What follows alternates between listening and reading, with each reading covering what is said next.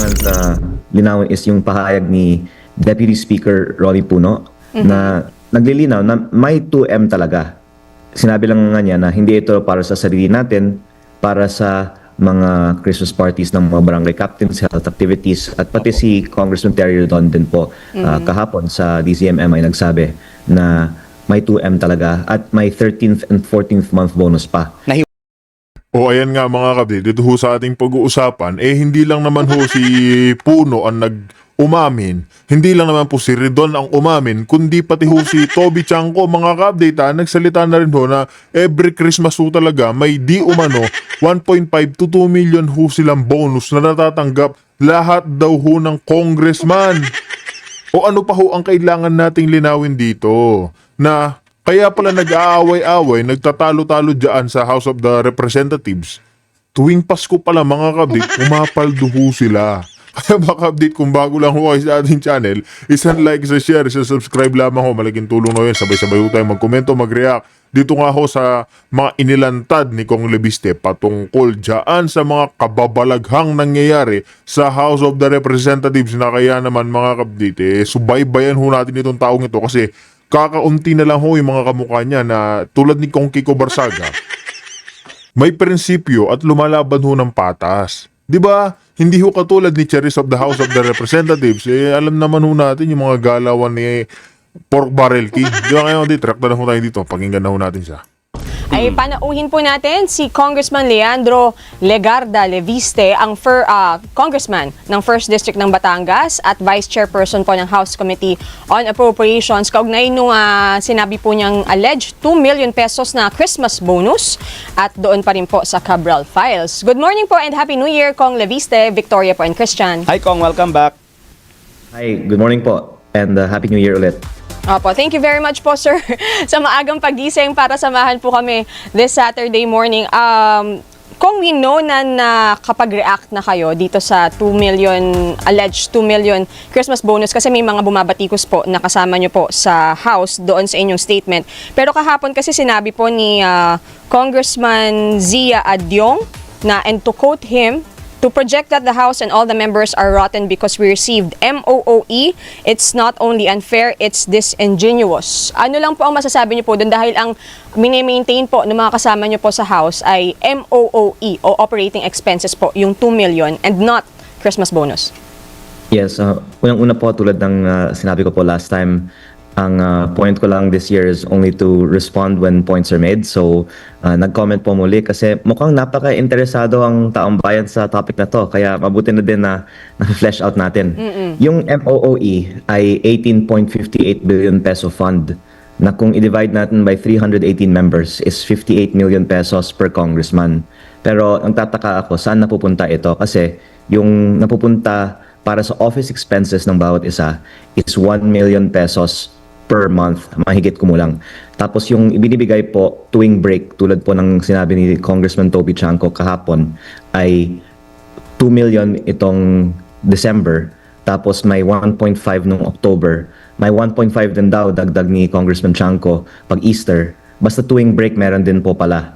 Kaya yung particular pahayag ni Congressman Alonto applies to the 1 million per month. Yan po yung nagbabayad para sa electricity bills, para sa renta ng opisina, pero yung 1.5 million nung Oktubre at 2 million nung Desyembre na nasaksihan ko na po ay hindi naman po para sa basic office expenses. Yun nga po ay extra dahil sabi nga ni Congressman Toby Chanco, may break. Mabuti po na nalinawan na po. Oo. So, sabi niyo pa merong 1 million nung October. So, yung 2 million nung December is not the first. Malamang not the first time. Na MOOE. Oo. Opo, 1.5 million po, October 13. Pagkatapos ng botohan ng budget, Grabe mga kabdita, isipin nyo ho, October 13, meron na ho silang 1.5 million. Pagpasok ko ng December, another 2 million. Grabe ho karami. Isipin nyo tayo mga kabdita, mga ordinaryong Pilipino. Naghihirap po tayo, nagbabayad po tayo ng buwis. Tapos itong mga taong mga nandyan sa House of the Representatives, ganyan lang ho pala sila kadali. Kumikita ng pera. Ganyan lang ho mga ka-update. Ganyan lang kadali sila kumikita. Maging congressman ka lang pala mga ka-update Kung marami ho tayong connection, ganyan lang pala kung gusto natin maging milyonaryo, bilyonaryo, pasok ko tayo dyan sa House of the Representatives. Di ba? Isipin nyo yan, October may 1.5 million ka, tapos pagpasok ng December, another 2 million. Another 2 million kaya itong mga taong bayaran dyan sa palasyo, mga kabdit. Galit na galit sa mga Duterte kasi nung kapanahunan ni Tatay Digong, mga kabdit ayaw niya ho yung mga magnanakaw. Kaya ngayon, open-open na.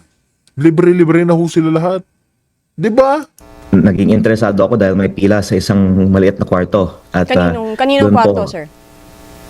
Parang committee room siya. Pero ibinibigay po ang mga check-in ng 1.5 million pesos doon po sa matapos ang botohan para sa budget. At wala naman po akong sinasabi na ibinibigay lang kung ikaw ay bumoboto para sa budget.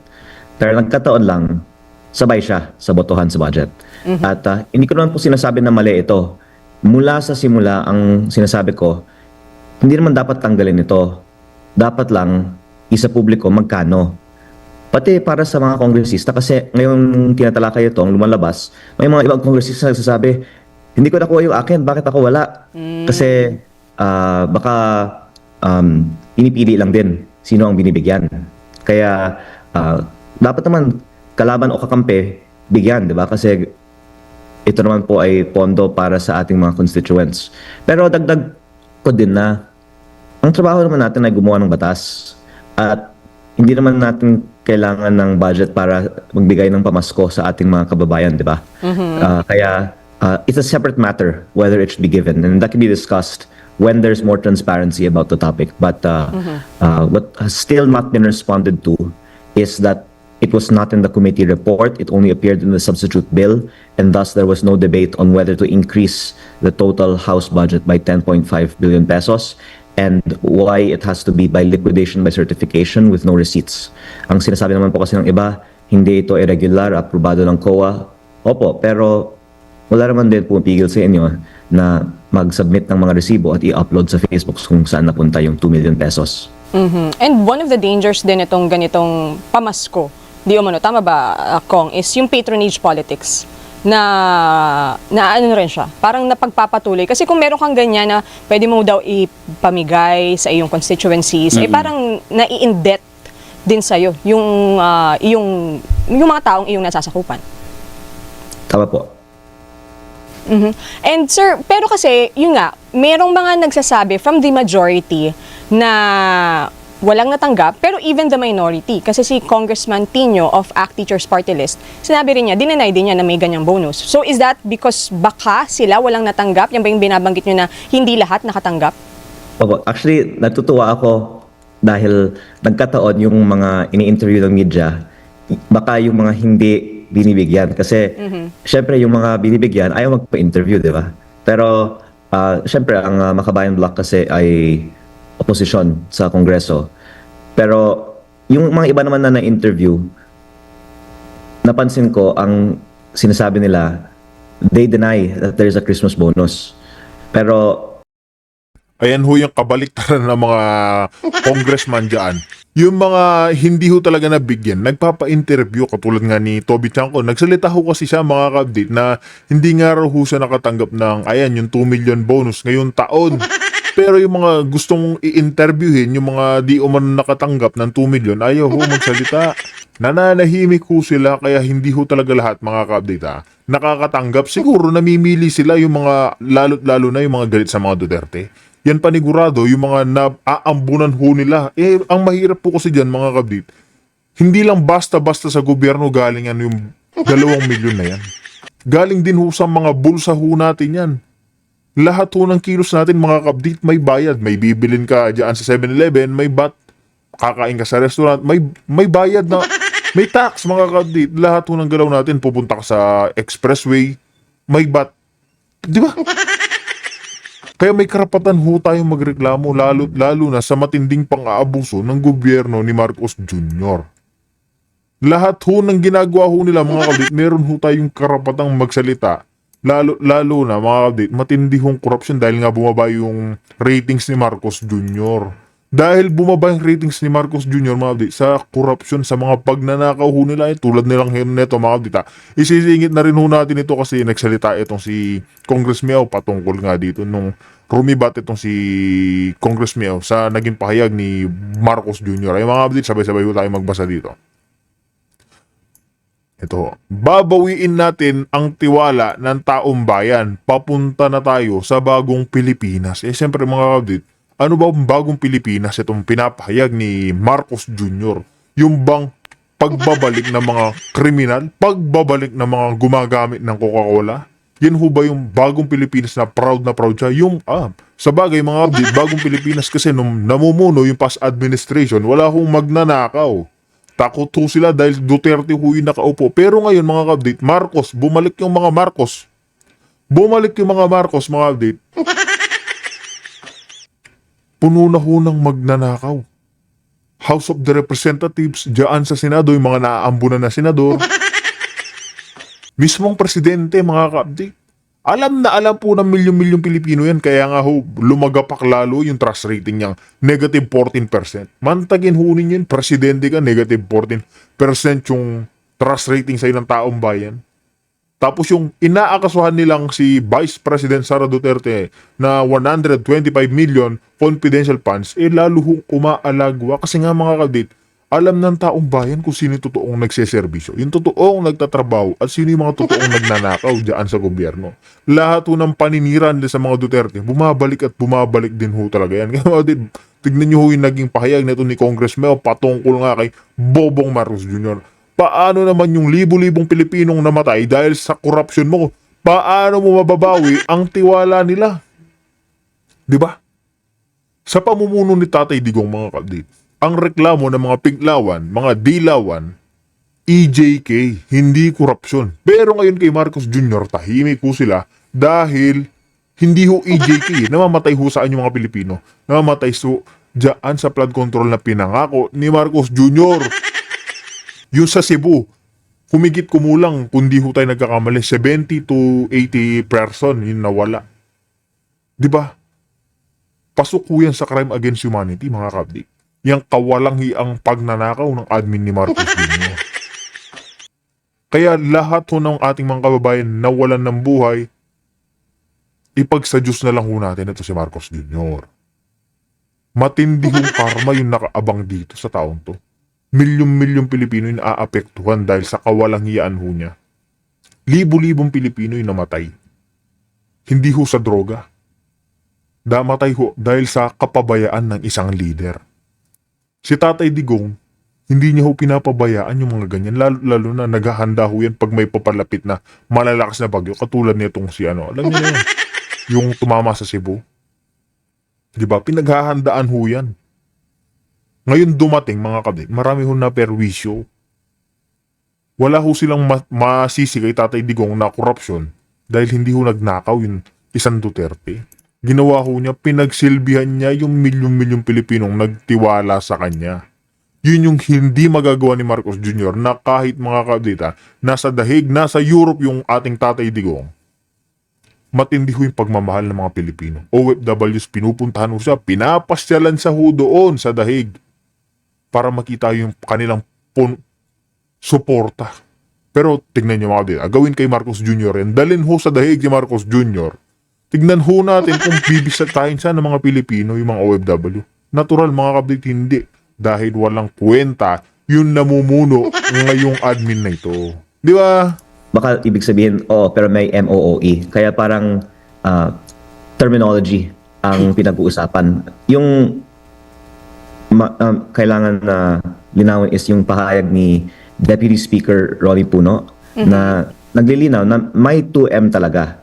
Sinabi lang nga niya na hindi ito para sa sarili natin, para sa mga Christmas parties ng mga barangay captains, health activities, at pati si Congressman Terry Rodon din po kahapon sa DZMM ay nagsabi na may 2M talaga at may 13th and 14th month bonus pa. Nahiwalay pa. Opo, kaya kung may 1 million basic office budget, tapos may 3 months pay sa sweldo, tapos may 2M pa, ibig sabihin almost 4 million pesos ang maiti-take home ngayong December na muli, hindi ko naman sinasabi na mali, pero I think at least we can upload on Facebook kung saan natin nagamit itong pondo. Apo, saan po nanggaling kung yung naging statement ninyo kahapon na sino pong nag-utos nung hindi kailangan mag-submit ng mga resibo yung tungkol po doon sa alleged 2 million po na na-receive ng mga congressman? Saan galing yung utos na yun na hindi na kanila kailangan mag-submit pa ng mga resibo? I think mga 2013 na pag-usapan din to kasi ang inyong listeners ay pwedeng So matagal na siyang ganun ang patakaran na hindi kailangan mag-submit ng resibo. That Opo, specific parang disbursement. pinaglaban din po ito ni Yumaong Senator Miriam Santiago.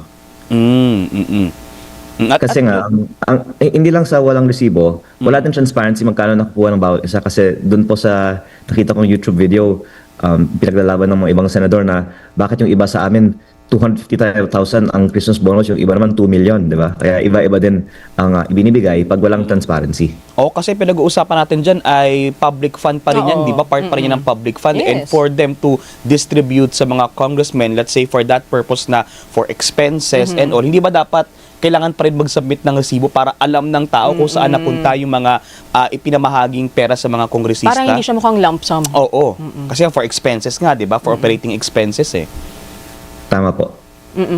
Kung sabi rin po ni Congressman Adyong kahapon ay itong mga ganitong action po ninyo, possible na mag-result to you losing your position as Vice Chair sa ilang komite. Anong masasabi niyo po? You're Vice Chair of the House Committee on Appropriations, pero you're also Vice Chair of the Ways and Means Committee. Tama po? Opo. Actually, matagal ko naman na pong na-expect yan eh. At wala naman po masyadong difference kung meron kang ganong position o hindi. Kasi ang pwede kong i-share din, isang benefit Go ahead po. kung may ganitong klaseng position ka, unang-una, na ibahagi ko na tinawagan ako ng isang staff ng Committee on Appropriations, tapos pinakita sa akin ng isang papel na may 151 million pesos worth of budget items. At sinabi niya sa akin, Kong, this is your incentive. 1 week before the vote on the budget. Yung additional 150M ko ay dahil ako ay vice chair ng APRO. Iba-iba po kasi yung mga incentive eh. May pang deputy speaker, may pang committee chair, at yung nabanggit ko po, yung pang vice chair. Kahit po mawala po sa akin yung incentive na yan, okay lang naman po. At ang importante po sa akin, independent ako na pahayag ng mga alam kong totoo dahil kung lahat na lang po tayo ay binibigyan ng incentive at hindi na lang magsalita sa Kongreso, bakit pa tayo may Kongreso, di ba? Opo. Yung 151 million, Kong, that's your incentive. Kayo mga ka-update, kung i-abolish itong Congress, tingin nyo ho ba, payag ho kayo? Tanong lang ho yan mga ka-update kasi marami ho nagsasabi, lalo na sa mga ating kababayan, yung mga galit na dahil nga matindi ho yung korupsyon dyan sa House of the Representatives. And may gusto ho silang ipanukala na i-abolish ang Congress. Kaya mga ka-update, tanong ko lang ho sa inyo, i-comment nyo naman ho yan sa comment section kung gusto nyong i-abolish ang Congress. Di ba? For the budget na natapos siya, what was it for specifically? Basta ang sabi sa akin, this is your incentive, and it was 1 week before the vote. And nakasulat po sa piece of paper na yun na DC APRO. Kaya dahil may malaking pondo ang bansa, may iba-ibang mga ways na ibinabahagi ang budget nga po. Kasi syempre, Farm to Market Road, MAIP, TUPAD, AIX, LGSF, how can you decide how to allocate this? Ideally, it's based on some scientific formula. Pero ang lumalabas po, may basic na ibibigay para sa every member, like 150M DPWH insertion or proposal for every year, plus yung, let's say, 150M kung ikaw ay vice chair. Sorry, yung 150M binigay sa inyo before your vote for the ratification? Hindi naman po binigay sa akin as cash. Ibinigay sa akin as amendment sa budget. Kaya pwede kang magsabi na kailangan ko ng farm to market road sa bayan na ito, so on and so forth. At ito po ay ipinapasok po sa budget na inaprubahan the week after that. Idinaan sa budget process. Okay, naku, pero parang bawat kilos mo may lumalabas, parang may incentive ka. Oo. Bawat posisyon na you have, meron kang dagdag. May ang only opportunities Oo. pala. Ganun po ba ko? Actually, I just sent the screenshot to your staff kung sakali interesado sila. But ang pinapoint out ko lang is ito ang paraan na may leverage ang let's say gobyerno sa mga individual na kongresista. Kasi kung mabait ka, binibigyan ka ng incentive, di ba? In the last Congress, may mga reports na pag pupunta ka sa mga meeting, meron ka din additional tupad, AIX, and MAIP. And ang point ko muli una ay wag necessarily tanggalin ang mga benepisyong ito kasi magagalit nun sa akin lahat ng mga kasamahan kung sasabihin ko yan. Ang point ko, bakit natin hindi na lang isa publiko? Magkano ang nakukuha ng bawat isa? Opo. Okay. Kung siguro doon sa Cabral Files, mabilis lang, sinabi po ng Malacanang na Ipapaubaya na po sa ombudsman yung pag-authenticate ng document. Siguro ano po ang quick reaction natin dun, sir? Mabuti po na ginagawa ito at sana ginawa po ito noon pa nung buhay si Yuma ang Cabral. Dahil nung November ko pa nasabi na may ganitong files ako at sana protektahan ang files at si Yusek Cabral at ang